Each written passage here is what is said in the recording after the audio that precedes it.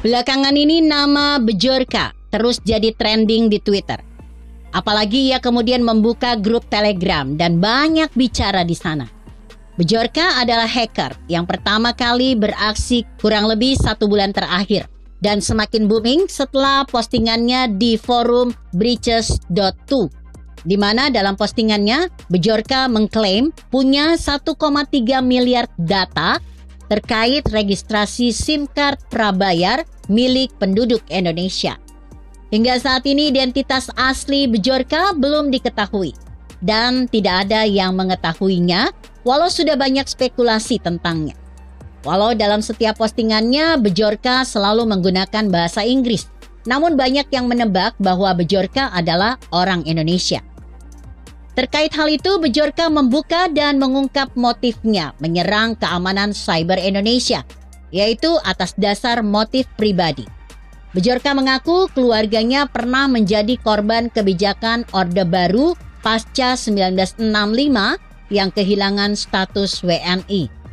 Namun atas pengakuan tersebut, justru banyak netizen yang semakin mengkerucutkan siapa Bjorka ini, karena tentunya tidak banyak korban kebijakan Orde Baru yang kehilangan status WNI dan dengan ciri-ciri yang Bjorka ungkapkan.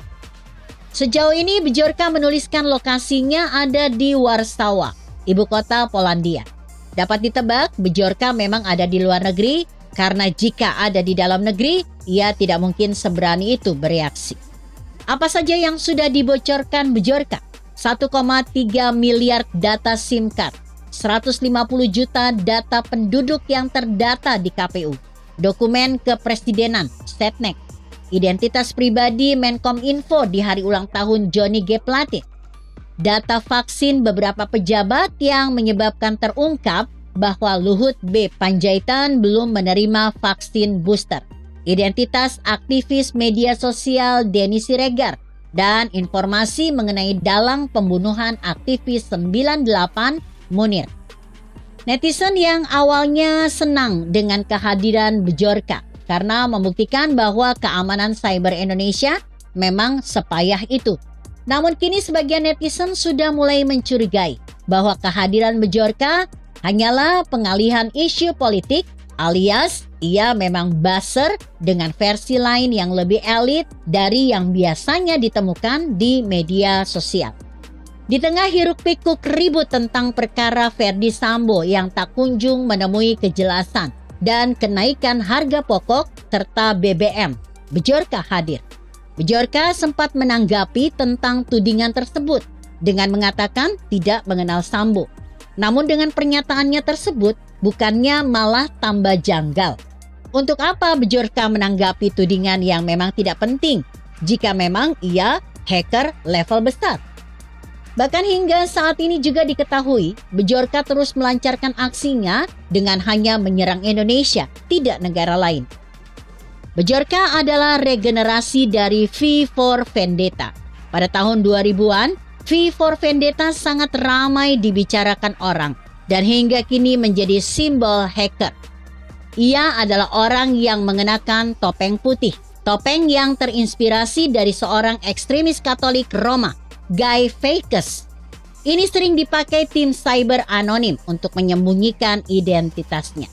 Namun sebenarnya siapa Guy Fawkes? Kenapa ia jadi identik dengan hacker dan anonim? Guy Fawkes dikenal karena ia berusaha meledakkan gedung parlemen Inggris. Saat itu Inggris dipimpin oleh rezim yang totaliter. Berbagai kekacauan terjadi seperti kelaparan, penyakit, dan kematian.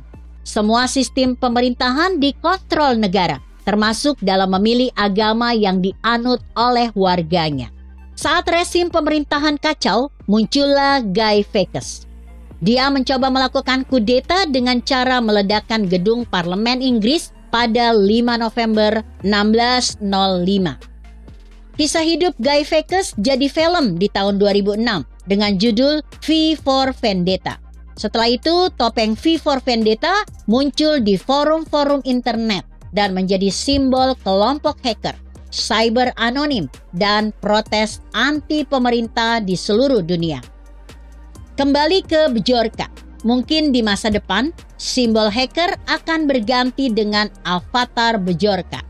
Dalam grup Telegramnya, Bejorka banyak bicara dan membocorkan data-data pejabat Indonesia. Sayangnya, grup Telegram tersebut tidak bisa di-screenshot. Jika mau ditelisik lebih dalam, motif Bejorka untuk terus membombardir keamanan cyber Indonesia kurang kuat. Di balik Bejorka, mungkin ada buzzer bayaran yang memang tugasnya untuk membiaskan isu-isu negara ini. Diketahui hingga saat kini, kasus Ferdy Sambo masih belum jelas ujungnya.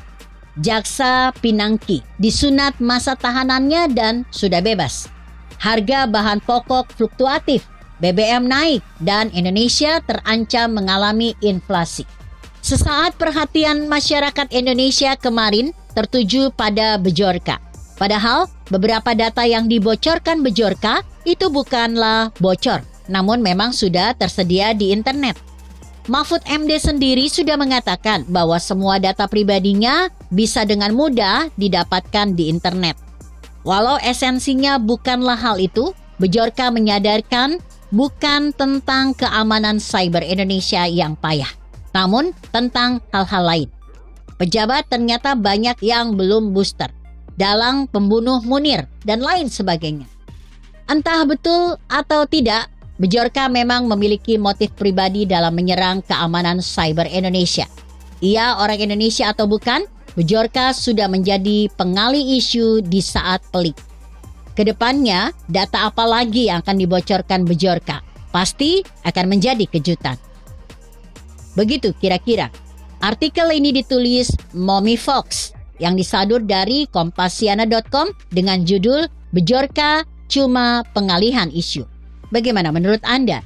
Jika Anda berpendapat lain, tuliskan komentar Anda di bawah ini. Saya Emma, Karisma 90.